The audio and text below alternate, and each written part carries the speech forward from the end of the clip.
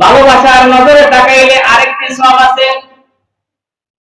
হাদিস শরীফের মধ্যে আছে, কোন স্বামী যদি তার স্ত্রীর দিকে মায়ার নজরে, ভালোবাসার নজরে তাকায়, প্রতিবার দৃষ্টির বিনিময়ে আল্লাহ পাক রব্বুল আলামিন তাকে সদকার সওয়াব দান করেন।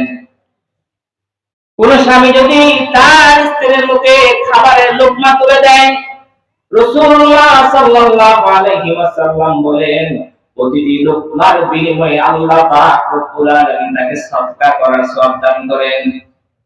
কোন স্বামী যদি স্ত্রীর দিকে তাকায় সওয়াব, স্ত্রীর গায়ে হাত দেয় সওয়াব, নিজের শারীরিক সম্পর্ক করে তাও সওয়াব।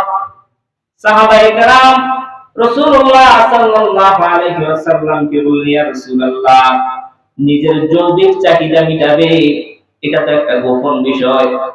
নিজের যৌবিক চাহিদা মিটাবে, এর মধ্যে আল্লাহ তাআলা কিভাবে সওয়াব দান করবেন, সওয়াব দিবেন? রাসূলুল্লাহ সাল্লাল্লাহু আলাইহি ওয়াসাল্লাম বললেন, সাহাবীরে, তুমি যদি বেগানা একটি সুন্দরী রূপসী একটা মহিলার দিকে তাকাও, তাহলে তোমার গুনাহ হবে কিনা? বলে হবে। তুমি যদি বেগানা মহিলার গায়ের মধ্যে হাত দাও, তাহলে তোমার গুনাহ হবে কিনা? বলো। বলে হবে। তুমি যদি বেগানা অপরিচিত কোন নারীর সাথে জিনা করো, তাহলে তোমার গুনাহ হবে কিনা? বলো। বলে হবে।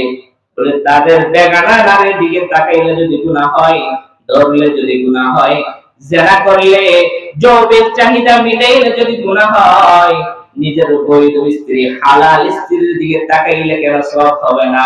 ধরলে কেন সওয়াব হবে না? যৌবিক চাহিদা মিটাইলে কেন সওয়াব হবে না? তাই বলতেছিলাম, এমন ভালোবাসা আছে যে ভালোবাসার তাকাই, ভালোবাসার দৃষ্টিতে তাকাইলেও সওয়াব হয়।